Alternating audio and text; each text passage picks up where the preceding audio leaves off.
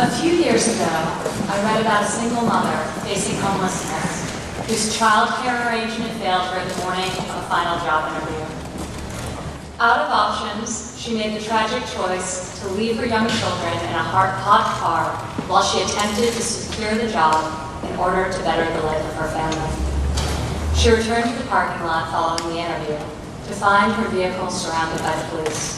Her children had been hospitalized, and she was jailed and charged with felony child abuse.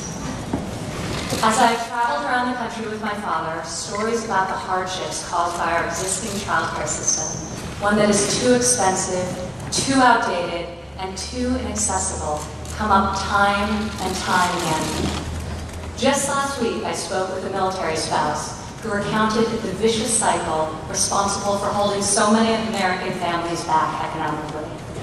She relayed to me the frustration I've heard all too often of not being able to work and bring home a second income because she can't afford quality and reliable childcare. Stories like these go straight to my heart, and they've fueled my belief that there has to be a better way. I have 3 young children myself, and I'm grateful daily for the means to pursue 2 of my dreams, being a mother and investing in a career that fulfills me. I recognize that far too few women can say the same for themselves, and that I am more fortunate than most. This must change. As a society, we need to create policies that champion all parents, enabling the American family to thrive. My dad agrees, and he's in a very unique position to do something about this problem and the numerous other problems facing tens of millions of parents and caregivers across our country. Today, child care is the single greatest expense for many American families, even exceeding the cost of housing in much of the country. It's depleting the hard-earned savings of men and women across our nation, and it's at the root of wage inequality by disproportionately affecting women. The federal policies that are in place to benefit families were written more than 65 years ago to serve a primarily male workforce that no longer exists.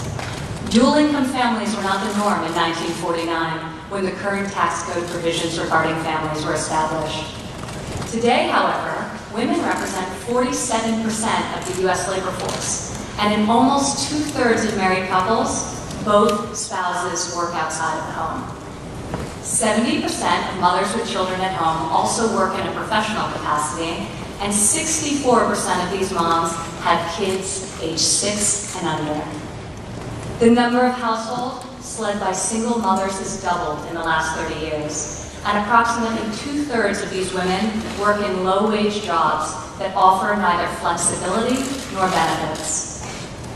My father has created a plan that is designed to bring relief and to provide working parents with options so that they can make the decisions that are in the best interest of their families. Safe, affordable, high-quality childcare should not be the luxury of a fortunate few.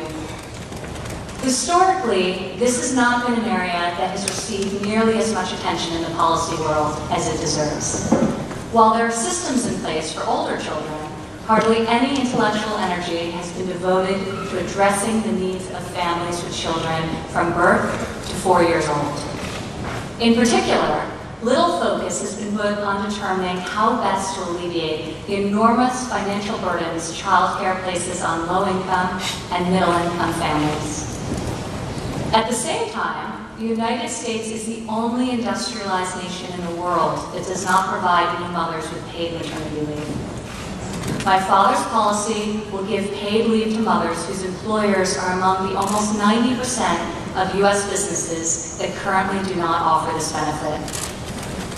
This is a reform that is of critical value and long overdue. My father's plan also recognizes and supports the many women who may not be mothers, but who have left paying jobs to provide care for elderly dependents. This is another example of people who have been routinely ignored by federal policies. Having employed and empowered thousands of women at every level of his company throughout his entire career, my father understands the needs of the modern workforce. and is offering a new and innovative solution where others have not.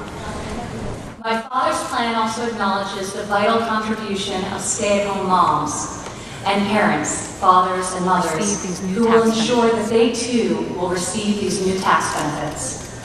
Raising children full-time is one of the hardest jobs anyone can do, and it's essential that our policies recognize and honor that reality. As an employer, a mother, and a woman who works, both inside and outside the home, these are topics I consider of critical importance. The policy my father is about to outline is one that I am proud to have helped conceptualize, and ensuring its enactment will be one of my top priorities when he's elected come November.